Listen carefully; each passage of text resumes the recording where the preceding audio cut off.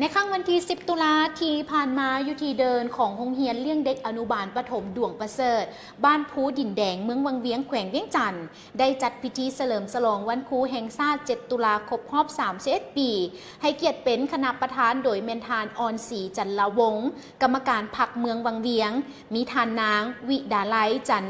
เจริญหลังสีหัวหน้าหน่วยงานศึกษากรไวเฮียนต่างหน้าห้องการศึกษาธิการและกีฬาเมืองวังเวียงมิทานนางดวงปีจำปาทองอำนวยการโรงเรียนเลี้ยงเด็กอนุบาลประถมดวงประเสริฐมีทั้งบรรดาครูอาจารย์น้องนักเรียนและพ่อแม่นักเรียนเข้าร่วมด้วยกันในพิธีทานคำประเสริฐธรรมวงศ์ห้องหัวหน้าห้องว่าการเมืองวังเวียงก็ได้ให้เกียรติขึ้นกล่าวเปิดพิธีหลังจากนั้นทานนางวิดาไลเจริญลังสีต่างหน้าห้องการศึกษาธิการและกีฬาเมืองวังเวียงก็ได้ยกให้เห็นประวัติวันครูแห่งชาติ7ตุลาซึ่งทานได้กล่าวว่าในปี1905ทั่วประเทศแม้นมีโรงเรียนเพียงแต่2แห่งคือหลวงพระบางและก็เวียงจันทน์คนลาวได้เข้าเรียนแม้นมีน้อยเต็มทีในจำนวนดังกล่าวมีคนลาวซื้อเท่าคำได้เรียนจบห้องที่1ป .6 ของปี1907เท่าคำได้เข้าร่วมการอบรมครูซึ่งถือว่าเป็นครั้งทำอิฐในประวัติศาสตร์ของชาติลาวที่ได้มีการจัดอบรมครูภายหลังอบรมสำเร็จมาถึงวันที่7ตุลาของปี1907เท่าคำเริ่มเป็นครูสอนย้อนพวกลาวเมืองขึ้นแบบเก่าเห็นอิทธิพลของพระสงฆ์ในเวียกงานการศึกษาพวกเขาจึงได้หันนโยบายเพื่อผันขยายโรงเรียนให้กว้างขวางกว่าเก่า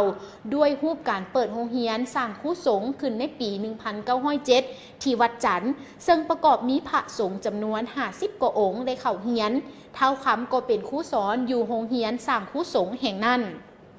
ย้อนจิตใจหักซาดในครูคำในเวลาที่สอนอยู่โรงเรียนสั่งครูสงฆ์ในครูคำได้เอาใจใส่ศึกษาให้พระสงฆ์ที่จะไปเป็นครูให้มีความหักซาดลาว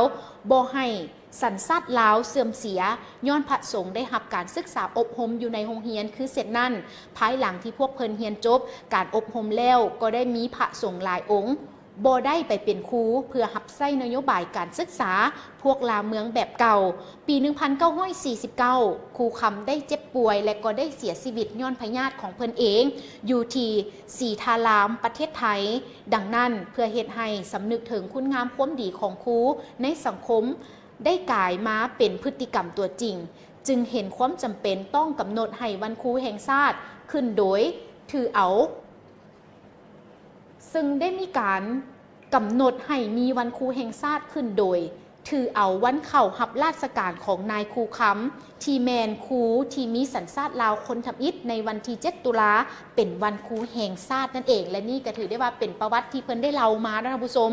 จากนั้นทางคณะประธานก็ได้พัดเปลี่ยนกันขึ้นมอบเป็นใบย่องย่อให้แก่ผู้อำนวยการโรงเรียนและครูอาจารย์ที่ประกอบส่วนเหือแหงและสติปัญญาเขาในเวียกงานและในตอนท้ายทานออนศรีจันลาวงศ์กรรมการพรรคเมืองวังเวียงก็ได้ให้เกียรติโอล้มพร้อมทั้งได้หับสมเบิงเป็นบทฟ้อนจากน้องน้อยนักเรียนน้ำตื่มอีกตามภาพบรรยากาศที่ติดตามเบิงพร้อมๆกันเลยกับพิธีเมื่อบ่ดลที่ผ่านมาแขวงหัวพันได้จัดพิธีเปิดโครงการก่อสร้างอนุสรณ์สถานกองห้อยป้องกันอากาศกองห้อยเสา7วิรสนป้องกันตัวเมืองสำเหนือขึ้นอยู่ที่ภูขี่แบบ้านนาเวียงเมืองสำเหนือแขวงหัวพันโดยมีทานพุทธพันธ์แก้ววงใสรองเจ้าแขวงหัวพันทานคำพันธ์วิภาวันอดีตนายกรัฐมนตรีทานพุทธจัตวาคำหอมแสงบัวล้มรองประธานสหพันธ์นักหบเก่าแห่งชาติลาวมีบรรดาทานกันนำแขวงเมืองสำเหนือหัวหน้าแผนกการอ้อมข้างแขวงอดีตพนักงานบำนาญและภาคส่วนที่เกี่ยวข้องก็ได้เข้าร่วมด้วยกันโครงการก่อสร้างอนุสรณ์สถานกองห้อยป้องกันอากาศกองห้อย7วีรสนป้องกันตัวเมืองสำเหนือแขวงหัวพันเป็นกิจการอันนึงที่ว่าสำคัญซึ่งจะได้ก่อสร้างระบบคุ้มครองขุมปืนเงินจำลองและเวียกอื่นๆจำนวนหนึ่งกองกำลังป้องกันอากาศกองห้อย27วีรสนที่ได้เหตุหน้าที่ป้องกันทางอากาศตัวเมืองสำเหนือแขวงหัวพัน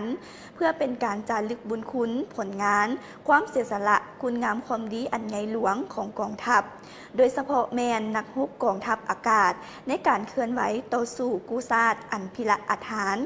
ได้เสียสละชีวิตเลือดเนื้อของตนเข้าในการปกปักรักษาป้องกันตัวเมืองสำเหนือ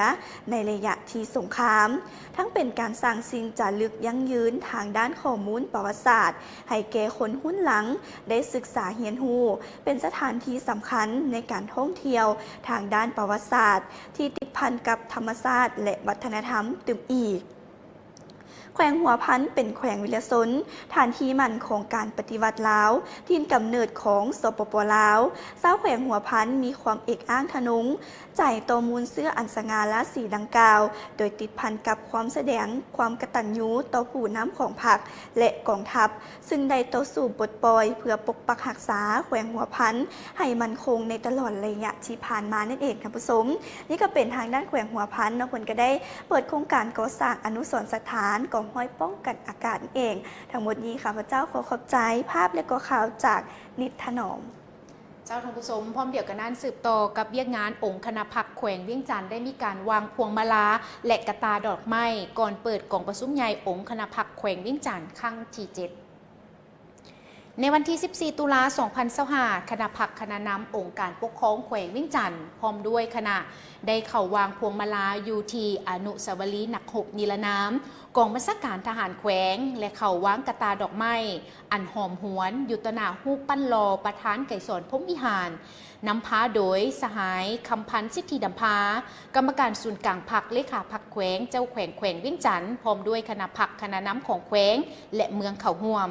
เนื่องในโอกาสจะเปิดกองประชุมใหญ่ผู้แทนองค์คณะพรรคแขวงเวียงจันทน์ครั้งที่ 7 อย่างเป็นทางการในวันที่ 15 และวันที่ 16 ตุลา 2025 นี้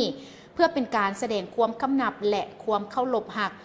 ความกตัญญูฮู้บุญคุณสรรเสริญถึงคุณงามความดีผลงานอันใหญ่หลวงของประธานไก่สอนพรหมวิหารและการนำหุ้นอื่นๆนี่ก็ได้มีการรายงานโดยทานโพไซไข่คำพิทูลหองเจ้าแขวงสวรรณเขตทั้งเป็นคณะรับผิดชอบเวียกงานป้องกันยาเสพติดคันแขวงได้ยกให้เห็นถึงสภาพยาเสพติดแม้นเป็นสิ่งที่ท้าทายอันใหญ่หลวงที่เป็นภัยอันตรายต่อมวลมนุษย์ฮอดปี 2021 พรรครัฐบาลแม้นได้ยกเอาปัญหาดังกล่าวมาเป็นวาระแห่งชาติว่าด้วยการแก้ไขปัญหายาเสพติดนับแต่ปี 2021 ถึงปี 2023โดยมีจุดประสงค์เป้าหมายกำหนดเอา3หลักการคือเด็ดขาดโปร่งใสและเป็นมืออาชีพและ6เวียกงานจุดสุมเป็นหลักการมาตรการในการสกัดกั้นและแก้ไขปัญหายาเสพติดให้กลายเป็นสนามรบก็คือเป็นหน้าที่การเมืองอันสูงส่งของทุกภาคส่วนองค์การจัดตั้งสังคมนำไปจัดตั้งปฏิบัติอย่างเข้มแข็งนั่นเองและเฉพาะอยู่ที่แขวงสวรรณเขตในระยะ1 ปีผ่านมาศูนย์บำบัดปิ่นป่วนและฟื้นฟูสุขภาพผู้ติดยาเสพติดหลัก16แขวงก็ได้หับผู้ติดยาเสพติดเข้าปิ่นป่วนรวมจำนวน 1,679 คนเป็นหญิง56 คนปิ่นป่วนหายดีและกลับคืนสู่ครอบครัวแล้วจำนวน 1,169 คนเป็นหญิง45 คนนอกจากนั้นยังได้สวมใส่เวียกงานก่อสร้างหากฐานการเมืองเวียกงานพัฒนาชนบทแก้ไขความทุกข์ยากและเวียกงานสามสร้างในซุ้มปีผ่านมาถึงปัจจุบันพวกเขาสามารถสร้างหับห้องและประกาศบ้านเป็นบ้านปลอดยาเสพติดแล้วจำนวน812บ้านโรงเรียนปลอดยาเสพติดจำนวน 1,021 แห่งมีชั้นประถมศึกษา815แห่งชั้นมัธยมศึกษา206แห่งนอกจากนั้นยังได้สวมใส่เวียกงานโฆษณาศึกษาอบรมปลูกจิตสำนึกความหับหู้เกี่ยวกับผลให้ของยาเสพติดตามสถานที่ต่างๆเป็นต้นแมนสำนักงานองค์การของรัฐสถาบันนักศึกษาและก็โรงจักร6งานและสถานที่อื่นๆแมนสามารถปฏิบัติได้86ครั้งมีผู้เข้าร่วมทั้งหมดแมน24,611 คนเป็นหญิง 12,389 คนและในนั้นก็ได้มีการเอาใจใส่ให้ความสำคัญต่อการปฏิบัติมาตรการทางด้านกฎหมายต่อผู้ที่กระทำผิดซึ่งในปีที่ผ่านมาก็คือปี 2024 หา 6 เดือนต้นปี 2025 เจ้าหน้าที่ตำรวจโดยได้รับความร่วมมือจากภาคส่วนที่เกี่ยวข้องทั้งภายในและต่างประเทศได้มั่งคดีจับกุมผู้กระทำผิดและกักตัวบรรดาหัวโปโตการค้าขายยาเสพติดรายใหญ่จำนวนหนึ่งมาดำเนินคดีตามกฎหมายซึ่งมีคดีเกิดขึ้นทั้งหมดแมนจำนวน565รายมีผู้ถูกหา890คนเป็นหญิง62คนชาวต่างประเทศ19คนเป็นหญิง3คนและยึดของกลางคดีประเภทยาบ้าได้จำนวน1 ล้านกว่าเม็ด พร้อมนั่นก็ยังมียาไอซ์จำนวน20ถุงน้อยยาเค116ถุงน้อยยาอี1,369 เม็ดคอลลาเจน51ซองใบกระท่อม249กิโลยาดีไอซ์13,223ขวดกาเฟผสมสารเสพติด51ซองยาเคผสมโลเยนดีขออภัยเนาะยาเคผสมโลเยนดี8ซองโลเยนดีอีก37ซองยาสูบไฟฟ้าจำนวน 13,000 กับ81หลอดอาวุธเซิร์ก18กระบอกและยึดทรัพย์สินประเภทอื่นๆอีกอย่างเช่นผ้าหนะสิ่งปลุกสร้างและก็วัตถุมีค่าได้เป็นจำนวนหลวงหลายส่วนว่าของกลางคดียาเสพติดที่นำออกมาทำลายในมือนี้ยาเสพติดประเภทยาบ้าจำนวน277กิโลเฮโรอีนจำนวน4แท่งน้ำหนัก1กิโลยาไอซ์น้ำหนัก529กิโลยาอีจำนวน79เม็ดขันซ้าแห้งจำนวน498แท่งน้ำหนัก495กิโลยาเคจำนวน4ถุงน้อยคอลลาเจนจำนวน2ถุงน้อยและยาสูบไฟฟ้าจำนวน1หลอดด้วยกันดังนั้นแล้วเพิ่นจึงได้จัดเป็นพิธีเฉลิมฉลองในการต้านยาเสพติดครบรอบ24ปีแล้วก็ทำลายยาเสพติดประจำปี2025จัดกันขึ้นอยู่ที่ทั้งแขวงสวรรณเขตนั่นเองและนี่ก็ถือได้ว่าเป็นการรายงานตัวเลขให้ในวันที่ 13 ตุลา2025นี้ทานนางขันทอง วิไลสอนหัวหน้าศูนย์หัตถกรรมสภายได้ลงติดตามสุกยู่และนำพาครอบครัวเมยายศรีบุญศรีขออภัยท่านผู้ชมครอบครัวเมยายบุญศรีสอแสงสุริยาประชาชนบ้านยายพัฒนานาแก้วลงมือจัดตั้งปฏิบัติตัวจริงในการปลูกม่อนเลี้ยงม่อนโดยเฉพาะขั้นตอนทำอิฐในการกะเกี่ยมดินการขยายพันธุ์การเบิ่งแย้งการเก็บเกี่ยวใบการเลี้ยงม่อนการสร้างเฮือนเลี้ยงการคัดเลือกไข่ม่อนการให้อาหารรวมไปถึงการเบิ่งแย้งและก็ขั้นตอนอื่นๆโดยทางศูนย์หัตถกรรมสภายเป็นผู้สนองทางด้านงบประมาณและเทคนิควิชาการผลิตต่างๆให้ได้ตามมาตรฐานพร้อมทั้งรับซื้อในราคาที่ได้กำหนดไว้ทานนางขันทอง วิไลสอนหัวหน้าศูนย์หัตถกรรมสภายได้กล่าวว่าถ้าหากโครงการปลูกม่อนเลี้ยงม่อนของเมยายบุญศรีสอแสงสุริยาสำเร็จตามแผนที่ได้กำหนดไว้ก็จะกลายเป็นสามารถสร้างเป็นตัวแบบในการผลิตปลูกม่อนเลี้ยงม่อนขายเป็นสินค้าของบ้านแล้วจะขยายลงสู่ครอบครัวพ่อแม่ประชาชนบรรดาเผ่าผู้ที่สนใจอยากปลูกม่อนแล้วก็เลี้ยงม่อนอยู่ภายในบ้านใหญ่พัฒนานาแก้วและบ้านอมข้างต่างๆภายในเมืองให้ได้หลายขึ้นเพื่อความเรียกร้องต้องการของกลุ่มตลาดเป้าหมายทางนี้ก็เพื่อสร้างเรียกเหตุงานทำเหตุให้พ่อแม่ประชาชนมีรายรับสามารถเพิ่งตนเองกุ้มตนเองและสร้างความเข้มแข็งด้วยตนเองตามทิศทางสอจการสร้างเศรษฐกิจเป็นเอกราชเป็นเจ้าตนเองในระยะใหม่ทั้งเป็นการรักษาได้ภูมิปัญญาท้องถิ่นของชาวเมืองสนะสมบูรณ์ที่เคยสืบทอดกันมาแต่ดนนานให้คงรักษาไว้อย่างยืนยงและในวันเดียวกันนี้ทานนางขันทอง วิไลสอนหัวหน้าศูนย์หัตถกรรมสภายก็ได้สืบต่อมอบน้ำสีจำนวน2ถังมูลค่าจำนวนเงิน1 ล้านกีบให้แก่สถานีวิทยุเมืองสนะสมบูรณ์เพื่อสืบต่อประกอบส่วนเข้าในการก่อสร้างอาคารสถานีวิทยุของเมืองหลังใหม่ที่ยังบ่ทันได้สำเร็จกล่าวรับโดยทานภูขันเสื้อซาดห้องผู้อำนวยการสถานีวิทยุเมืองสนะสมบูรณ์เองท่านผู้ชมถือว่านี่ก็เป็นหัวหน้าศูนย์หัตถกรรมสภายเนาะคนก็ได้ลงสุกยู่หนึ่งครอบครัวเจนกับธุรกิจส่งเสริมสุขภาพและความงามนั่นเองครับผู้ชมไปติดตามเบิ่งภาพบรรยากาศของงานครั้งนี้พร้อมๆกันเลย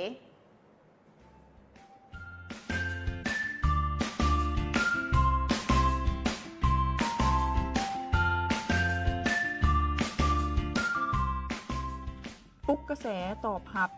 100% กับธุรกิจส่งเสริมสุขภาพและความงามบริษัท The Winner Star สปป.ลาวจัดงาน Win Day Sense the Right Gan Angel Special Win จัดขึ้นในเมื่อวันที่ 4 ตุลาคม 2025 ที่หอวัฒนธรรมแห่งชาตินครหลวงเวียงจันทร์สปป.ลาวโดยการต้อนรับพิเศษและนักธุรกิจเกียรติยศหลายกว่า800ทานเข้าร่วมนำโดยทานทัศพงษ์วงศ์วัดสลพัฒน์ประธานบริษัท The Winner Star ท่านนางพิษญาลาภวงศ์วัดสลพัฒน์ CEO บริษัท The Winner Star ท่านนางสลันพรพิมพ์วรพัฒน์ที่ปรึกษาพิเศษบริษัทท่านนางวรพณี สมุทรทองพร้อมด้วยคณะบริหารจากประเทศไทยและยังมีทานต่อบุพศิริผู้บริหารบริษัท The Winner Star ประเทศลาวพร้อมเดียวกันนั้นก็ยังให้เกียรติต้อนรับแขกที่มีเกียรติจากภาครัฐทานคำพรพุทธวงศ์อดีตรองรัฐมนตรีกระทรวงสาธารณสุขทานคำมุนวิวงศ์ไสอดีตรองรัฐมนตรีกระทรวงภายในทานดร.สมทวีจางวิทย์สมมิตรอดีตหัวหน้ากรมอาหารและยาที่ปรึกษาพิเศษของบริษัท The Winner Star ลาว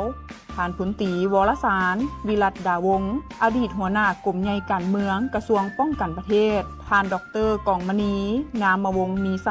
หัวหน้าแผนการคุ้มครองข่าวสารกรมอาหารและยากระทรวงสาธารณสุขซึ่งว่าภายในงานก็ยังได้พบกับไฮไลท์พิเศษกับการบรรยายสุขภาพจากผู้เชี่ยวชาญพิเศษอาจารย์ที่ปรึกษาพิเศษทางด้านสุขภาพประจำบริษัท The Winner Star การคัดเลือกสมาชิกผู้นำเข้าร่วมการประกวดขวัญใจนางฟ้าโคริเทียลคัดเลือกจากสมาชิกที่รับประทานผลิตภัณฑ์แล้วเกิดผลดีทั้งทางกายมีสุขภาพที่ว่าแข็งแรงสดใสอ่อนกว่าวัยโดยได้รับเกียรติพิเศษจาก Miss Earth ลาวประจำปี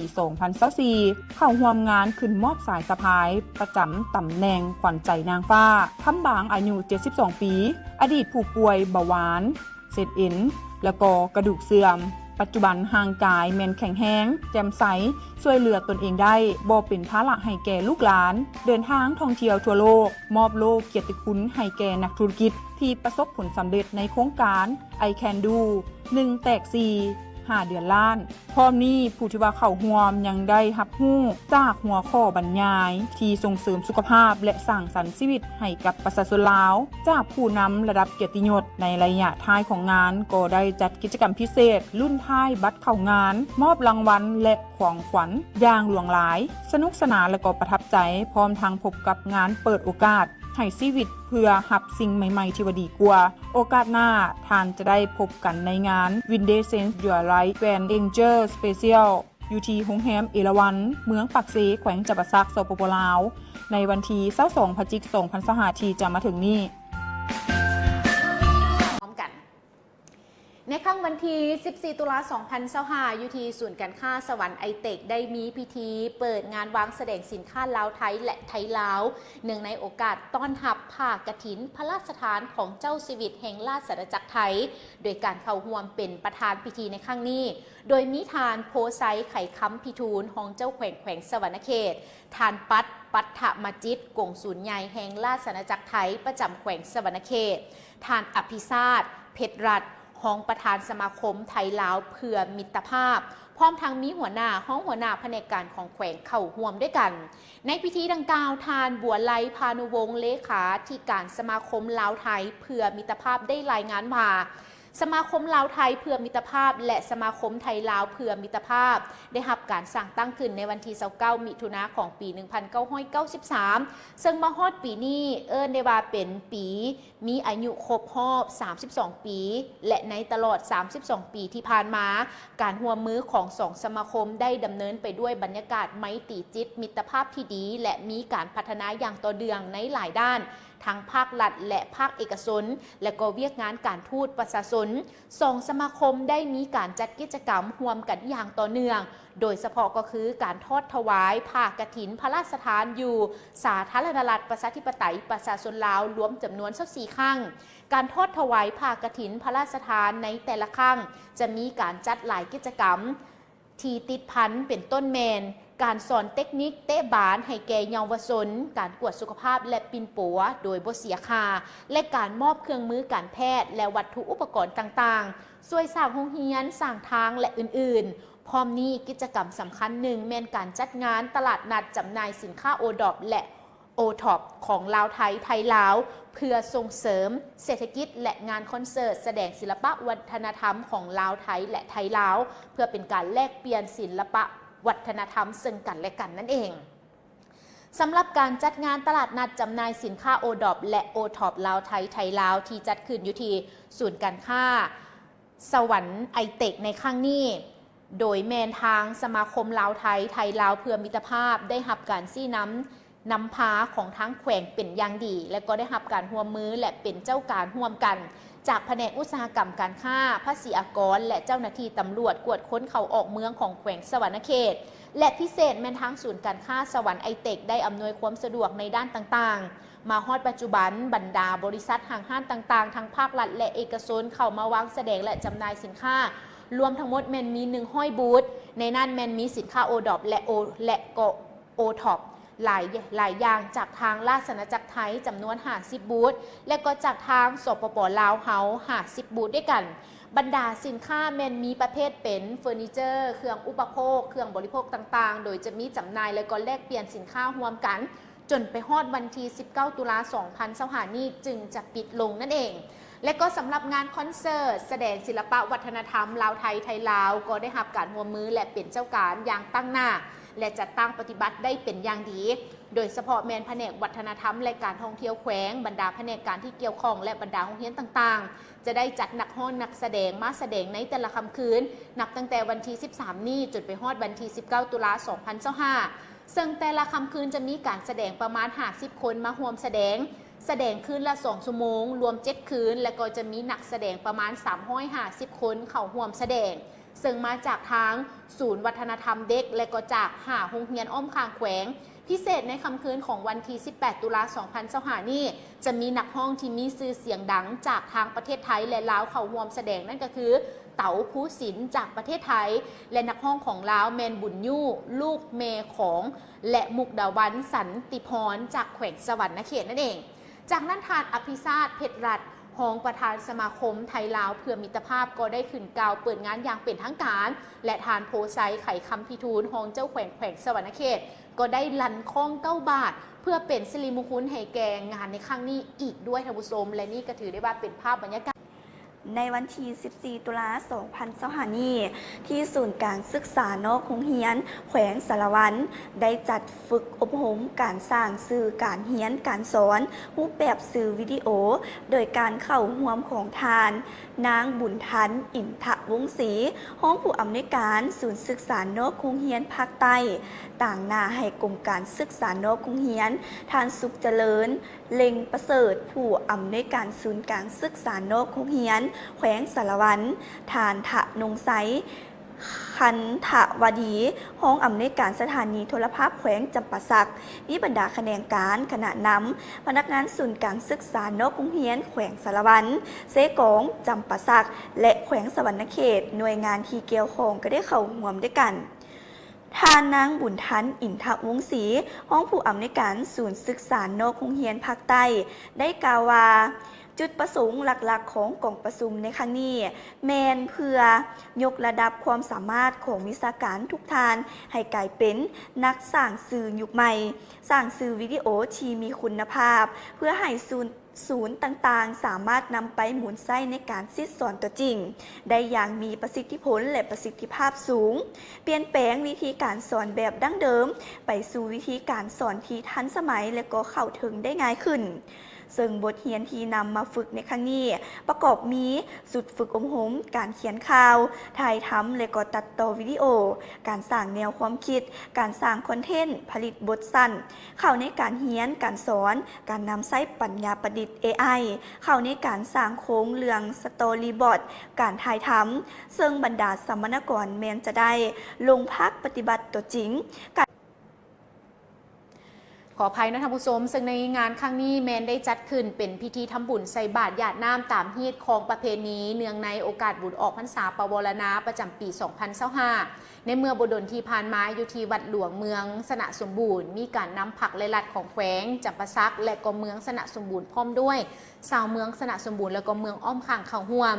การใส่บาตรออกพรรษาปวารณาในครั้งนี้พิธีแมนได้เริ่มต้นเป็นพิธีไหว้พระหับศีลถวายเครื่อง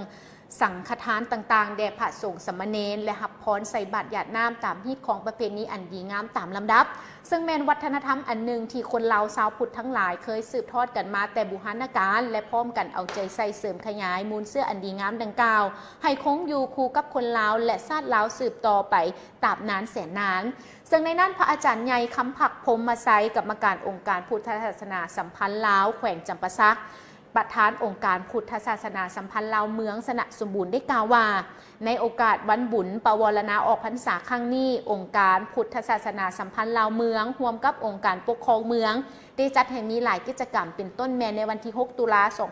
2025ได้มีขบวนแห่ต่างๆขององค์การพุทธศาสนาสัมพันธ์ลาวเมืองการนำผักลัดของแขวงและเมืองพร้อมด้วยมวลชนเข้าร่วมซึ่งตอนกลางคืนก็ได้มีการคบงานตามประเพณีอย่างมีบรรยากาศคึกคืนมวลซืนและในวันที่ 7 ตุลาคม 2025ตอนเช้าได้มีการทำบุญใส่บาตรถวายเครื่องไสยทานต่างๆแด่พระสงฆ์สามเณรและตอนแลงก็ได้มีพิธีเวียนเทียนจุดเฮือไฟตามฮีตของประเพณีอันดีงามที่เคยปฏิบัติกันมานั่นเองตามภาพที่ทุกท่านได้ติดตามรับชมน้ำกันเลยเนาะเป็นการท่องเที่ยวของแขวงหลวงน้ำทายังคงเติบโตอย่างต่อเนื่องในปี 2025 นี้โดยนับตั้งแต่เดือนมังกรหาเดือนกันยามีนักท่องเที่ยวเดินทางมาเยี่ยมยามและผ่านแขวงหลวงน้ำทาทั้งหมดแมน 985,322 เที่ยวคนเพิ่มขึ้น9ส่วนห้อย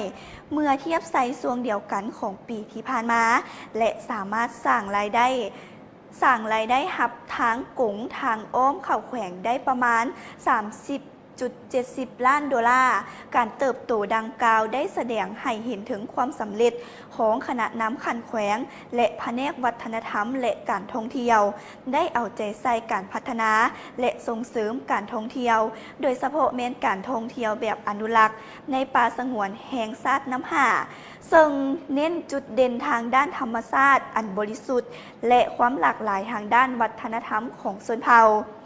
สาเหตุที่เฮ็ดให้นักท่องเที่ยวเพิ่มขึ้นก็แมนเนื่องมาจากผลของการโฆษณาและการจัดกิจกรรมต่างๆในปีท่องเที่ยวลาว 2024 รวมทางงานเทศกาลนิทรรศการที่ประชาชนบรรดาเผ่าได้จัดขึ้นอยู่ภายในแขวงและบรรดาเมืองในปี 2025 นี้เส้นบุญปีใหม่ลาวบุญกินเจียงของชนเผ่าอาคาเมืองหลวงชนเผ่าม่งเมืองหลวงน้ำทาบุญบั้งไฟของเผ่าลื่อเมืองสิงห์บุญทรงเหือของเมืองนาเลและเมืองเวียงภูขางานบุญตามฮี12ของชาวพุทธซึ่งแต่ละงานเน้นมีเอกลักษณ์เฉพาะและรักษาได้ฮีตของวัฒนธรรมของชนเผ่าบวกใส่การขยายตัวของพักแฮมห้านอาหารห้านกาแฟและก็ห้านอื่นๆเฮ็ดให้นักท่องเที่ยวภายในท่องเที่ยวไซด์แดนจีนและต่างประเทศเข้าร่วมเป็นจำนวนหลวงหลายอีกหนึ่งในกิจกรรมที่สำคัญในปีนี้แม่นเทศกาลย่างปลาลงเหือในเขตป่าสงวนแห่งชาติน้ำห่าซึ่งเป็นเทศกาลประจำปีของแขวงได้จัดขึ้นในวันที่ 2 หาวันที่ 3 ตุลามีผู้เข้าร่วมจากขันศูนย์กลางท้องถิ่นนักท่องเที่ยวนักสื่อมวลชนจากภายในและก็ต่างประเทศเข้าร่วมเกือบ200 กว่าคนเพื่อผ่านมาสัมผัสกับทาแหงทางด้านการท่องเที่ยวแบบอนุรักษ์ผ่านการย่างป่าและลงเหือกิจกรรมดังกล่าวบ่เพียงเป็นการประชาสัมพันธ์เส้นทางท่องเที่ยวผจญภัยที่มีเอกลักษณ์ของแขวงหลวงน้ำทาเท่านั้นแต่ยังช่วยสร้างความรับรู้เกี่ยวกับการอนุรักษ์ทรัพยากรธรรมชาติและความหลากหลายทางด้านชีวนานาพันธุ์ของพื้นที่ดังกล่าวอีกด้วยและนอกจากนี้กิจกรรมภายในประเทศแล้วแขวงหลวงน้ำทายังได้รับความสนใจในระดับต่างประเทศจากการเข้าร่วมงานมหกรรมวางแสดงจีนอาเซียนครั้งที่22ที่นครหนานนิ่งเขตปกครองตนเองเผ่าจวงกวางซี่สป.จีนงานครั้งนี้ในนามเมืองแห่งเสน่ห์ของสปป.ลาวแขวงหลวงน้ำทาได้นำเสนอและจำลองเอกลักษณ์วัฒนธรรมของชนเผ่าและนกขวาสัตว์ประจำของแขวงการนำเสนอในครั้งนี้ได้รับความสนใจอย่างกว้างขวางจากอาเซียนและก็สป.จีนนั่นเองค่ะผู้ชมเพื่อสร้างโอกาสในการพัฒนาการร่วมมือด้านการท่องเที่ยวการค้าและก็วัฒนธรรมการเติบโตและผลสำเร็จของการท่องเที่ยวในปีนี้เกิดจากการร่วมมืออย่างใกล้ชิดระหว่างภาครัฐเอกชนชุมชนและก็ท้องถิ่นภายใต้ยุทธศาสตร์การพัฒนาและส่งเสริมการท่องเที่ยวของแขวงที่เน้นการส่งเสริมการท่องเที่ยวแบบอนุรักษ์ยืนยงมีส่วนร่วมและเป็นมิตรกับสิ่งแวดล้อมซึ่งเป็นการสร้างรายได้และก็โอกาสให้กับประชาชนในพื้นที่ควบคู่กับการอนุรักษ์ทรัพยากรธรรมชาติด้วยการพัฒนาโครงหลังพื้นฐานการขยายผลิตภัณฑ์การท่องเที่ยวและการร่วมมือภาคพื้นที่แข็งแรงแขวงหลวงน้ำทาของภาค ของพวกเขานั่นเองท่านผู้ชมกำลังก้าวสู่การเป็นจุดหมายปลายทางของการท่องเที่ยวแบบอนุรักษ์ของภาคพื้นและแขวงหลวงน้ำทาได้มีเป้าหมายที่จะดึงดูดนักท่องเที่ยวเพิ่มขึ้นในช่วงท้ายปี 2025 นี้และให้บรรลุตามระดับคาดหมายก็คือ 1,280,000 เทื่อคนโดยการซุกนิ้วให้ภาคเอกชนปรับปรุงคืนและก็เปิดคืนใหม่บรรดาแหล่งท่องเที่ยวที่ได้รับผลกระทบจากภัยพิบัติน้ำท่วมในปี 2025 เป็นต้นแม่นแหล่งท่องเที่ยวน้ำตกตาดน้ำดีซึ่งตามแผนจะเปิดให้บริการคืนในเดือนพฤศจิกายนปี 2025 นี้งานเทศกาลบุญนมัสการพระธาตุเจียงตึงเมืองสิงห์มรดกแห่งชาติประจำท้องถิ่นครบรอบ1 ปีซึ่งจะได้จัดขึ้นในวันที่ 5 พฤศจิกายน 2025 นี้และนอกจากนั้นแขวงหลวงน้ำทายังได้ซุกยุให้ผู้ประกอบการธุรกิจท่องเที่ยวปรับปรุงที่พักแห้งห้านกินดื่มเซ็นอาคารสถานที่และการบริการเพื่อรับรองนักท่องเที่ยวที่อาจจะเพิ่มขึ้นในท้ายปี 2025 นี้และพร้อมเดียวกันนั้นก็ยังได้ซุกยุภาคส่วนที่เกี่ยวข้องความพร้อมต้อนรับนักท่องเที่ยวต่างประเทศที่จะมาท่องเที่ยวในป่าสงวนแห่งชาติน้ำหาในช่วงฤดูหนาวนี้ตื่มอีกด้วยท่านผู้ชมพิธีทาบทามราคาหัวหน่วยขันบ้านเพื่อประกอบคำคิดคำเห็นใส่หางข้อตกลงของเจ้าแขวงว่าด้วยนโยบายและราคาทดแทนของโครงการ GMSC ฉบับปรับปรุงปี 2025 นี้ได้จัดขึ้นในวันที่ 15 ตุลาคม 2025 อยู่ที่ห้องประชุมห้องการบ้านผู้ไซโดยการเป็นประธานของทานไข่ท้องคำสูนทองห้องหัวหน้าแผนกยทขแขวงมีต่างหน้าแผนกของแขวงองค์การจัดตั้งตลอดฮอดพ่อแม่ประชาชนบรรดาเผ่าภายในหาบ้านก็คือบ้านโพไซโพสีสีมงคุลบ้านมีไซและก็บ้านปากสันเขาห่วมด้วยกันพิธีดังกล่าวเมนเพื่อเป็นการทาบทามราคาหัวหน่วยเพื่อขอคำคิดคำเห็นใส่หางข้อตกลงของเจ้าแขวงบุรีคำไซว่าด้วยนโยบายและราคาหัวหน่วยทดแทนต่อกับผู้ที่ได้รับผลกระทบจากโครงการย่อยของโครงการ GMSC ฉบับปรับปรุงปี 2025 นี้สำหรับโครงการพัฒนาตัวเมืองตามแนวทางอนุภาคพื้นของแม่น้ำของสีตัวเมืองปากสันทุนของโครงการนี้แม่นได้สุ่มใส่กิจกรรมก็คือสร้างสนามกำจัดขี้เหงื่อตั้งอยู่ที่บ้านนาสมโมเมืองปากสันโครงการก่อสร้างห้องระบายน้ำฝนเฉพาะเมนเขตปากสัน1และก็ปากสัน2โครงการระบบบำบัดน้ำเปื้อนอ่างมีทั้งหมดเมน8 จุดตั้งอยู่เทศบาลเมืองปากสันและโครงการก่อสร้างป้องกันตะฟังเจือนแคมน้ำสันอยู่ส่วนต้านเจือนปากน้ำสันหาส่วนต้านเจือนบ้านสีมงคุลและอีกจุดหนึ่งแมนอยู่ส่วนขวน้ำสันหาหลังโฮงแฮมปากสันซึ่งว่าพิธีคณะรับผิดชอบการจัดตั้งปฏิบัติหัวหน่วยสดเสยของโครงการ ADB ภายในเทศบาลเมืองปากสันได้รายงานราคาสดเสยสิ่งปลูกสร้างต่างๆในด้านให้กับพ่อแม่ประชาชนที่ได้เข้าร่วมรับทราบพร้อมเดียวกันนั้นพ่อแม่ประชาชนพ่อแม่ประชาชนที่เข้าร่วมยังได้พร้อมกันประกอบคำคิดคำเห็นต่อกับการจัดตั้งปฏิบัติเวียกงานในด้านต่างๆของโครงการในระยะที่ผ่านมาอย่างกงไปกงมา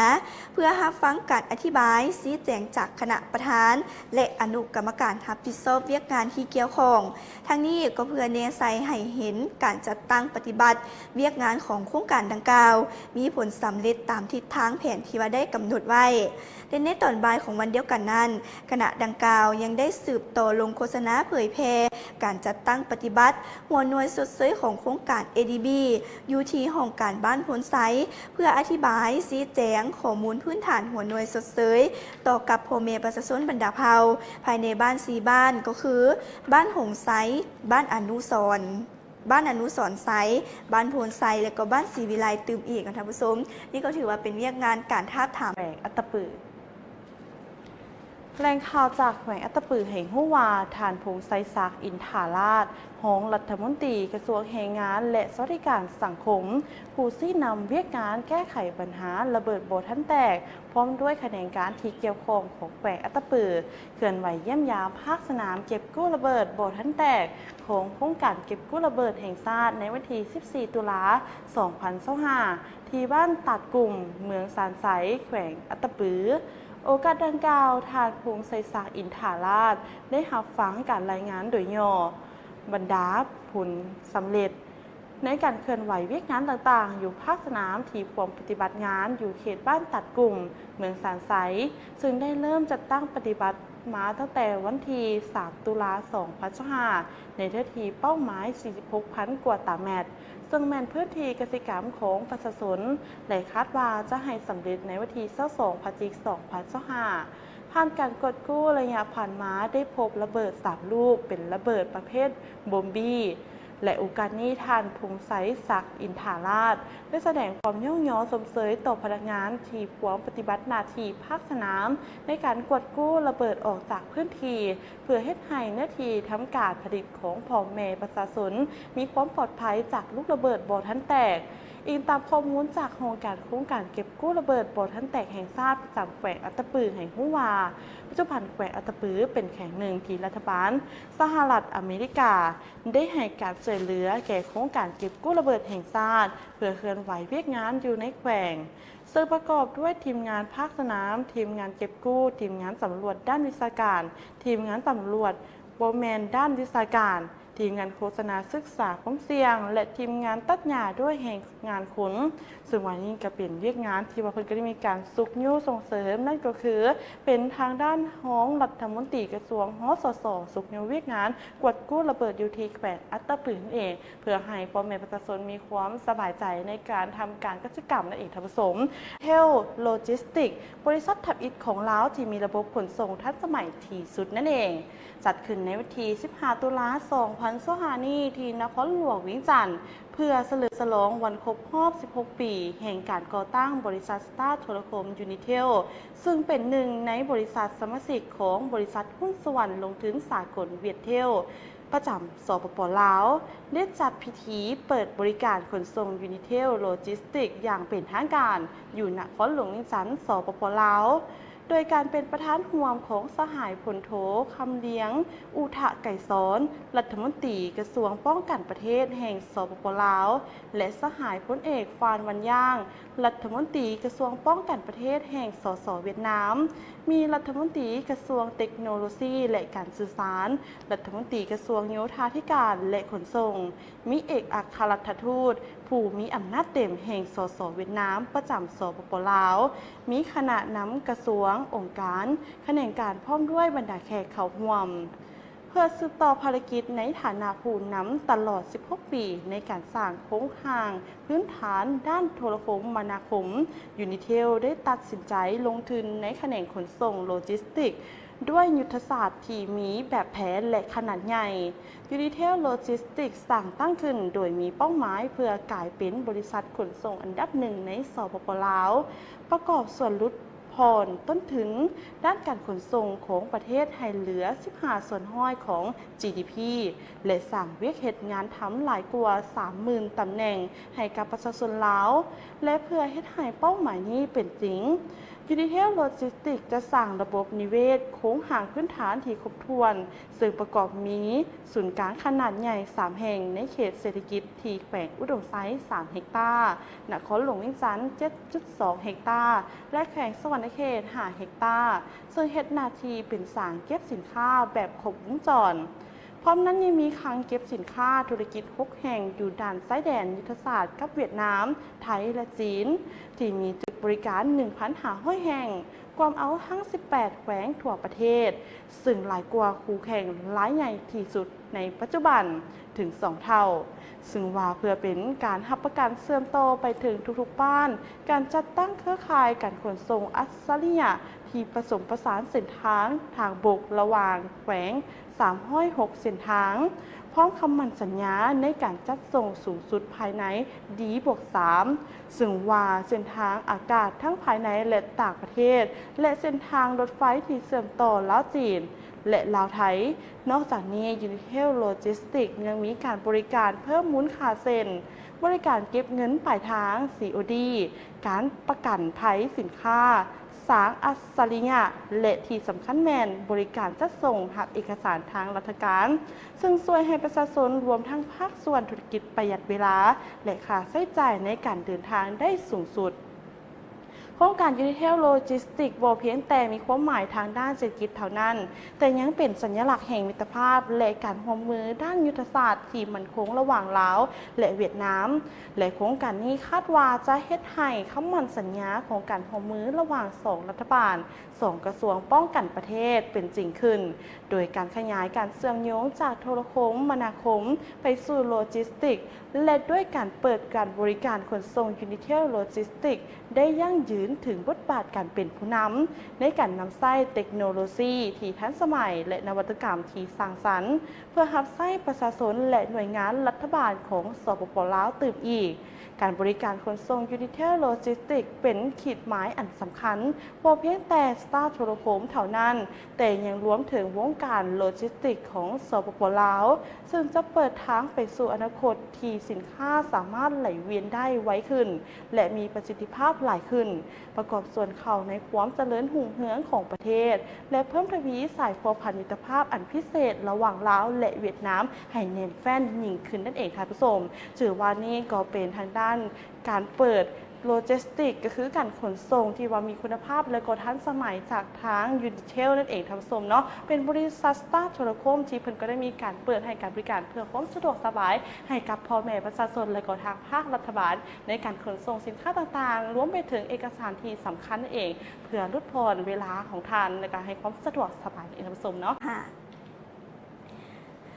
พิธีเฉลิมฉลองวันแห่งความปลอดภัยประจำปีของบริษัทไฟฟ้าน้ำเทิน2ได้จัดขึ้นในวันที่15 ตุลาคม 2025 นี้ที่เฮือนจักรเขื่อนไฟฟ้าน้ำเทิน2เมืองยมราชแขวงขมวนให้เกียรติเข้าร่วมเป็นประธานเปิดงานในครั้งนี้โดยทานหมากอังตวนลุบผู้อำนวยการบริษัทไฟฟ้าน้ำเทิน2มีบรรดาลทานในคณะบริหารงานบริษัทพร้อมด้วยแขกที่ถูกเชิญจากแผนกการขันแขวงอำนาจการปกครองเมืองอ้อมข้างอำนาจการปกครองเมืองอ้อมข้างก็คือ นากายยมราชและก็เมืองคำเกิดแขวงบริคำไซตลอดฮอดพนักงานวิชาการภายในบริษัทไฟฟ้าน้ำเทิน2ก็ได้เข้าร่วมด้วยกันวันแห่งความปลอดภัยเป็นหนึ่งในกิจกรรมที่ทางบริษัทไฟฟ้าน้ำเทิน2ได้ให้ความสำคัญและจัดขึ้นในทุกๆปีโดยเริ่มตั้งแต่ปี 2010 เป็นต้นมาเพื่อเป็นการนำเสนอและสนับสนุนวัตถุประสงค์ตามนโยบายด้านคุณภาพสุขภาพความปลอดภัยและสิ่งแวดล้อมของทางบริษัทมาฮอดปัจจุบันยิ่งเห็นได้อย่างชัดเจนและเป็นรูปธรรมได้หลายขึ้นโดยผ่านการจัดงานวันแห่งความปลอดภัยในซุ้มปีที่ผ่านมาย้อนเห็นได้ความสำคัญดังกล่าวผู้บริหารงานของบริษัทไฟฟ้าน้ำเทิน2จึงได้ตัดสินใจหันเปลี่ยนรูปแบบการจัดการจากสัปดาห์แห่งความปลอดภัยมาเป็นวันแห่งความปลอดภัยนับตั้งแต่ปี 2019 เป็นต้นมาจนมาถึงปัจจุบันภายในงานบรรดาทานที่เข้าร่วมได้รับชมการประกวดผลงานวิดีโอภายใต้หัวข้อ10 กฎหลักพิทักษ์ชีวิตที่สร้างขึ้นโดยแผนกการแขนงการที่ว่าปินโอมพร้อมทางได้เที่ยวชมและร่วมลินกิจกรรมต่างๆตามบูธที่ทางบริษัทได้จัดขึ้นซึ่งมีกิจกรรมที่สำคัญสามารถถอดถอนบทเรียนและความรู้พื้นฐานเกี่ยวกับความปลอดภัยให้แก่ผู้เข้าร่วมได้เป็นอย่างดีเป็นต้นแมนกิจกรรมความปลอดภัยจากไฟฟ้าความปลอดภัยในการขับขี่และกิจกรรมความปลอดภัยด้านอื่นๆอีกด้วยบนพื้นฐานปฏิบัติตามนโยบายด้านความปลอดภัยของบริษัทได้วางออกและพร้อมนี้ยังได้รับชมวิดีโอ15 ปีของการเดินทางด้วยความปลอดภัยของน้ำเทิน2พิธีลงนามกฎระเบียบด้านความปลอดภัยของพนักงานน้ำเทิน2และบรรดาผู้รับเหมาพร้อมพิธีมอบรางวัลให้แก่ทีมที่ชนะในการประกวดวิดีโออีกด้วยทานหมากอังตวนลุบได้กล่าวในพิธีเปิดงานในครั้งนี้ว่าวันแห่งความปลอดภัยประจำปี 2025 ของน้ำเทิน2เป็นวันที่พวกเฮาย้ำเตือนกันถึงความตั้งใจต่อด้านความปลอดภัยสลองต่อความสำเร็จและพร้อมกันเบิ่งไปอนาคตข้างหน้าที่ปลอดภัยยิ่งขึ้นในวันนี้พวกเฮาขอยืนยันกับความตั้งใจต่อด้านความปลอดภัยผ่าน10 กฎหลักพิทักษ์ชีวิตซึ่งเป็นการปฏิบัติที่เป็นประโยชน์ต่อกับทุกคนก็คือบรรดาพนักงานที่ปรึกษาและก็ผู้รับเหมาก็เพื่อให้พวกเฮาทุกคนได้กลับบ้านไปหาคนที่เฮาฮักอย่างปลอดภัยและในมื้อนี้พวกเฮายังได้เฉลิมฉลองการครบรอบ15 ปีของการเดินทางด้วยความปลอดภัยของพวกเฮานำกันซึ่งเต็มไปด้วย ด้วยการปรับปรุงอย่างต่อเนื่องพร้อมด้วยวัฒนธรรมความปลอดภัยที่ว่าเข้มแข็งโดยเฉพาะอย่างยิ่งก็คือน้ำเทิน2ได้บรรลุเป้าหมายอันสำคัญคือการปฏิบัติเวียกงานโดยมีอุบัติเหตุที่เฮ็ดให้พักเวียกการบาดเจ็บเป็นเวลา 3,100 วันแล้ว หรือหลายกว่า 8 ปี นี่คือความสำเร็จที่น่าภาคภูมิใจ และเป็นสิ่งเตือนใจให้พวกเขา มีความระมัดระวังสูงอยู่ตลอดเวลา ขอให้พวกเขาจงจดจำไว้ว่า ความปลอดภัยบ่แม่นการพยายามเพียงครั้งเดียว แต่เป็นความรับผิดชอบร่วมกันและอย่างต่อเนื่อง จงพากันตื่นตัวและตั้งใจร่วมกันเฮ็ดให้น้ำเทิน2เป็นสถานที่ที่ปลอดภัยที่สุดสำหรับทุกคนนั่นเองนี่ก็เป็นทางด้านบริษัทไฟฟ้าน้ำเทิน2เพิ่นก็ได้จัดกิจกรรมวันแห่งความปลอดภัยประจำปี 2020 อิงตามการให้สัมภาษณ์ของทานพันโทกิขำศรีหาบุตรหัวหน้าแผนกจราจรปกส.แขวงเมื่อวันที่ 15 ตุลาคม 2025 นี้ว่าในระยะ 9 เดือนที่ผ่านมาทั่วแขวงมีอุบัติเหตุเกิดขึ้นตามท้องถนนทางหมดแมน311รายเทียบไซระยะเดียวกันนั้นของปี 2024 เพิ่มขึ้น 48 ครั้งมีพาหนะเปเพ471 คันเปเพเล็กหน่อย318 คันเปเพสมควร145 คันใช้การบ่ได้แม่น8 คันคนที่ได้รับบาดเจ็บมี418 คนเป็นยิง125 คนบาดเจ็บเล็กน้อย230 คนยิง75 คนบาดเจ็บสมควรเป็น143 คนยิง41 คนบาดเจ็บสาหัสเป็น23 คนเป็นยิง6 คนและก็เสียชีวิต19 คนยิง3 คนถ้าหากเทียบไซปีที่ผ่านมาจำนวนผู้เสียชีวิตลดลงเป็น8 คนรวมมูลค่าเสียหายทั้งหมดแมน2ตู้400 ล้านกว่ากีบในขณะเดียวกันนั้นตลอดระยะที่ผ่านมาทางแผนกจราจรได้เคลื่อนไหวเวียกงานวิสาเฉพาะจุดสุมได้ลงเคลื่อนไหวโฆษณาตามเทศบาลแขวงและเมืองนำไส้รถสลามโฆษณาตามเส้นทางของขอบเขตทาง3แยกและก็4แยกเขตแออัดชุมชนตลาดและนอกนั้นยังได้สมทบกับแผนกศึกษาธิการและกีฬาลงเคลื่อนไหวโฆษณาตามโรงเรียนในขอบเขตทั่วแขวงตั้งจุดกวดกาบังคับใช้กฎหมายตามเส้นทางหลวงแห่งชาติกวดทัดเหล่าจับความไว้และศึกษาอบรมผู้ที่ล่วงละเมิดต่อระเบียบการสัญจรเพื่อลดพรการเกิดอุบัติเหตุบนท้องถนนหลวงทานยังได้กล่าวเติมว่าสาเหตุต้นตอที่พาให้เกิดอุบัติเหตุย้อนผู้ขับขี่ยังถือเบาในการปฏิบัติกฎระเบียบการสัญจรดื่มสิ่งมึนเมาแล้วขับขี่ไว้เกินกำหนดบ่ปล่อยสิทธิทางน้อยบ่ให้เกียรติทางใหญ่สภาพเทคนิครถบ่รับประกันบ่ครบถ้วนจุดที่มักเกิดอุบัติเหตุหลายกว่าหมู่แม่นเขตชุมชนเทศบาลเมืองแขวงบรรดา3แยกแล้วก็4แยกเป็นต้นเส้นทางหน้าสภาประชาชนแขวงโรงเรียนมส.จันทาหน้าโรงการน้ำประปาและก็เขตเส้นทางบ้านสามัคคีและในปี 2026 นี้เพื่อเฮ็ดให้สภาพอุบัติเหตุหลุดผ่อนลงทางแผนกจราจรปกส.แขวงจะได้ลงสืบต่อเคลื่อนไหวเวียกงานวิสาเฉพาะโดยจะได้ลงเคลื่อนไหวสืบต่อโฆษณากฎระเบียบการสัญจรตามท้องถนนหลวงสำนักงานองค์การบ้านและก็โรงเรียนกวดกาบังคับใช้กฎหมายจับความไว้กวดทัดเหล่าและศึกษาบุคคลผู้ที่ขี่ละเมิดกฎระเบียบการสัญจรประสานสมทบกับแผนกการที่เกี่ยวข้องเกี่ยวกับบรรดาป้ายเตือนป้ายห้ามป้ายบอกสิทธิ์และดอกไฟเยียงทางที่มีการเปและโบทันเพียงพอตามเส้นทางจุด3แยกแล้วก็4แยกที่ว่ามีความเสี่ยงที่พาให้เกิดอุบัติเหตุสูงทานพันโทกิขำศรีหาบุตรหัวหน้าแผนกจราจรปกส.แขวงได้ถือโอกาสนี้เฮียงฮ้องถึงผู้ที่ว่าขับขี่ใช้รถใช้ถนนให้เอาใจใส่ปฏิบัติตามกฎระเบียบการสัญจรอย่างเข้มงวดถ้าหากดื่มสิ่งมึนเมาห้ามขับขี่งานพาหนะเวลาขับขี่ต้องให้เกียรติซึ่งกันและกันมันกวดเช็คสภาพเทคนิครถให้อยู่ในสภาพพร้อมใช้งานทางนี้ก็เพื่อหลีกเลี่ยงการสูญเสียทางด้านชีวิตและทรัพย์สินจากการเกิดอุบัติเหตุตามท้องถนนต่างๆอย่างท่านผู้ชมอยู่ภาคใต้ของสปป.ลาวซึ่งว่าระยะนี้เป็นระยะที่3โดยการลงนามของทานอนุภาพวงศ์นอแก้วรองรัฐมนตรีกระทรวงการต่างประเทศและทานโคอิซุมิซึโตโมะเอกอัครราชทูตวิสามัญผู้มีอำนาจเต็มแห่งญี่ปุ่นประจำลาวโดยมีรัฐบาลญี่ปุ่นสนองการช่วยเหลือเป็นมูลค่า673ล้านเยนหรือว่าประมาณ 4.5 ล้านดอลลาร์สหรัฐให้แก่สปป.ลาวเพื่อสุ่มใส่การพัฒนาความสามารถของโครงการเก็บกู้ระเบิดแห่งชาติอยู่ภาคใต้ของลาว การช่วยเหลือครั้งนี้เป็นการช่วยเหลือของระยะที่ 3เวียกงานเก็บกู้ระเบิดบ่ทันแตกหรือว่าลบตใน3แขวงภาคใต้คือจำปาสักสารวัตรและเซกองเป้าหมายต้นต่อของโครงการก็แม่นการสนับสนุนโดยกงให้แก่โครงการเก็บกู้ระเบิดแห่งชาติคกล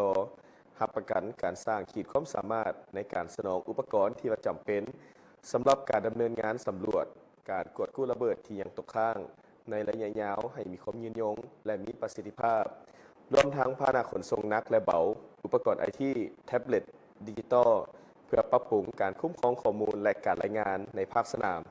รวมทั้งค่าใช้จ่ายสำหรับกิจกรรมเพื่อรับประกันการนำใช้ทุนที่ว่ามีความจ่าแจ้งและมีความโปร่งใสในระดับสูงที่สุด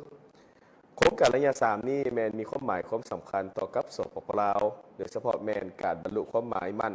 ในการจัดตั้งปฏิบัติเป้าหมายการพัฒนาแบบยืนยงหรือว่า SDG 18 ชีวิตปลอดภัยจากลบต.ปัจจุบันปัญหาของลบต.เป็นอุปสรรคต้นต่อการพัฒนาเศรษฐกิจสังคม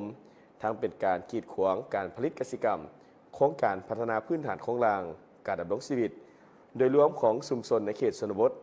รัฐบาลสปป.ลาวได้สืบต่อให้บริมสิทธิ์แก่การกำจัดอุปสรรคดังกล่าวนี้ภายใต้แผนพัฒนาเศรษฐกิจสังคมแห่งชาติ 5 ปีครั้งที่ 9 คือตั้งแต่ปี 2021 ถึง 2025 และเป้าหมายการพัฒนาแบบยืนยง SDG ที่ 18 ซึ่งว่าเป็นเป้าหมายเฉพาะของลาวพวกเขาและจึงได้มีการจัดตั้งปฏิบัติในการสืบต่อให้การช่วยเหลือเวียกงานการเก็บกู้ระเบิดที่ว่าบ่ทันแตกหรือว่าลบต.อยู่ในของเขตทางภาคใต้โดยเฉพาะกับแมน3แขวงคือแขวงจำปาสักสารวัตร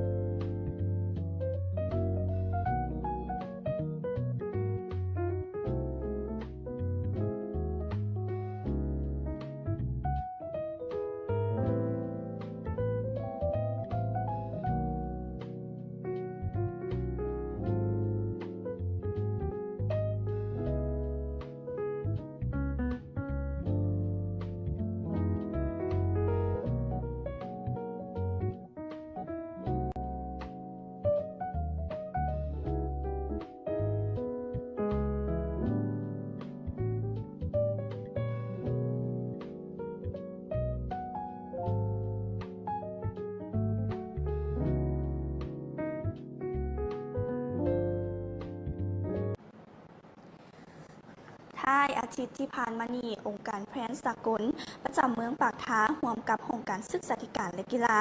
องค์การสหพันธ์เมยิงและองค์การเจ้าหนุ่มเมืองปากท้าได้จัดกิจกรรมเฉลิมฉลองวันเด็กหญิงสากลอยู่โรงเรียนม.ส.ก่อนตื่นและโรงเรียนประถมบ้านแคโดยการเข้าร่วมของทานนางสวยพงสวรรค์กรรมการพรรคเมืองประธานสหพันธ์เมยิงเมืองสหพันธ์เมียงยิงเมืองทานสมพรอุทยาห้องหัวหน้าองค์การศึกษาธิการและกีฬาเมืองมีทีมงานขององค์การแพทย์สากลเมืองปากท้าคณะอำนวยการองค์การจัดตั้งบ้านครูอาจารย์พ่อแม่นักเรียนตลอดฮอดน้องน้อยนักเรียนก็ได้เข้าร่วมด้วยกันทานนางสวยพงสวรรค์ประธานสหพันธ์เมียงยิงได้ยกให้เห็นถึงประวัติความเป็นมาของวันเด็กหญิงสากลว่าในปี 2025 หลังสิ้นสุดเป้าหมายสทัศวรรษแห่งการพัฒนาในปี 2015 และเข้าสู่เป้าหมายการพัฒนาแบบยืนยงในปี 2016 รัฐบาลสปป.ลาวได้นำเสนอตัวละครนางน้อยซึ่งเป็นตัวแทนให้แก่เด็กหญิง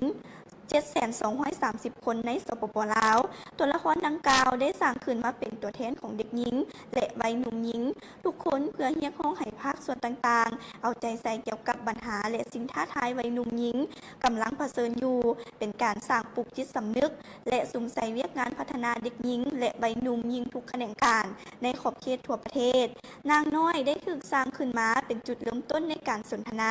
และให้ความสนใจเกี่ยวกับปัญหาสิ่งท้าทายและ และความต้องการเฉพาะของเด็กหญิงและวัยหนุ่มเพื่อให้พวกเขาได้เข้าถึงทักษะและท่าแหงบ่มซ้อนของพวกเขาเจ้าได้อย่างเต็มที่ดังนั้นในวันที่ 11 ตุลา 2016 เป็นต้นมาจึงได้เริ่มมีการเฉลิมฉลองวันเด็กหญิงสากลในทุกๆปีเพื่อเป็นการเฉลิมฉลองผลสำเร็จและรายงานความคืบหน้าของเวียกงานโครงการพัฒนาวัยหนุ่มหญิงการสร้างความร่วมมือและความเป็นการสนับสนุนความหมายมั่นที่เคยให้ไว้ต่อกับการกระตุกสุขนิ้วส่งเสริมการสร้างความเข้มแข็งให้แก่เด็กหญิงสาวหนุ่มเด็กชายและชายหนุ่มด้วยวิสัยทัศน์ที่ว่าบ่ปล่อยให้ไผอยู่ข้างหลังดังนั้นสมัชชาใหญ่แห่งองค์การสหประชาชาติได้ตกลงเห็นดีรับรองเอาวันที่ 11 ตุลาของทุกๆปีเป็นวันเฉลิมฉลองวันเด็กหญิงสากลตามมติ 66/170 ลงวันที่ 19 ธันวาคม 2011 ทั้งนี้ก็เพื่อเป็นการส่งเสริมสิทธิของเด็กหญิงและรับรู้ถึงปัญหาสิ่งท้าทายเด็กหญิงที่เด็กหญิงกำลังเผชิญอยู่ในขอบเขตทั่วโลกของเรานั่นเองท่านผู้ชมซึ่งวันนี้ก็เป็นขององค์การแพทย์เพิ่นก็ได้สร้างกิจกรรมเฉลิมฉลองวันเด็กหญิงสากลสำหรับโครงการส่งเสริมการเลี้ยงไก่บริษัทซีพีลาวจำกัดได้นำเอาไก่น้อยมามอบให้แก่แขวงเพชรบูรณ์ในตอนบ่ายของวันที่20 ตุลานี้วิธีห้องรับแขกของว่าการแขวงโดยการกล่าวมอบของทานวิธานสมมะผู้บริหารฝ่ายขายอาหารสัตว์และพันธุ์สัตว์บริษัทซีพีลาวจำกัดและกล่าวรับโดยทานสุขสวัสดิ์วงภูมิเล็กของเจ้าแขวงเพชรบูรณ์มีภาคส่วนที่เกี่ยวข้องของแขวงพร้อมโดยทีมงานจากบริษัทซีพีลาวจำกัดเข้าร่วมเป็นสักขีพยานโอกาสดังกล่าวทานวิธานสุมะได้ให้ฮู้ว่าจำนวนไก่น้อยที่ทางโครงการส่งเสริมเลี้ยงไก่บริษัทซีพีลาวจำกัดนำมามอบให้แก่แขวงไซสมบูรณ์ครั้งนี้มีทั้งหมดจำนวน 10,000 โตและหัวอาหารสำเร็จรูปรวมมูลค่าทั้งหมด20 ล้านกีบเพื่อว่าให้แขวงนำไปมอบต่อให้แก่ประชาชนเลี้ยงเพื่อเป็นการสร้างมิตรงานทำให้แก่ประชาชนทั้งค้ำประกันเสบียงอาหารให้แก่ครอบครัวและก็ก้าวไปถึงการเลี้ยงให้กลายเป็นสินค้าสร้างรายรับเข้าสู่ครอบครัวเพื่อให้เศรษฐกิจครอบครัวเข้มแข็งดีขึ้นกว่าเก่าในโอกาสดังกล่าวทานสุขสวัสดิ์วงภูมิเล็กได้กล่าวแสดงความขอบใจมายังโครงการส่งเสริมการเลี้ยงไก่บริษัทซีพีลาวจำกัดที่ว่ามีความเป็นห่วงเป็นใยและได้นำเอาไก่น้อยมามอบให้แก่แขวงเพชรบูรณ์ในครั้งนี้ซึ่งว่าเป็นการประกอบส่วนอันสำคัญเข้าในการสร้างสรรค์พัฒนาแขวงก็คือการพัฒนาชีวิตการเป็นอยู่ของประชาชนให้มีชีวิตการเป็นอยู่ที่ดีขึ้น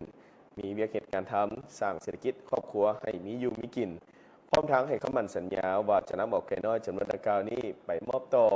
ให้แก่ประชาชนเพื่อว่าให้เลี้ยงตามจุดประสงค์คาดหมายและก็ให้ประสบผลสำเร็จเพื่อว่าเป็นการส่งเสริมให้แก่บรรดาพ่อแม่ประชาชนอยู่ในแขวงดังกล่าวโดยเฉพาะการแม่นแขวงเพชรบูรณ์สามารถมีอยู่มีกินให้และก็สร้างเศรษฐกิจให้ดีขึ้นหลวง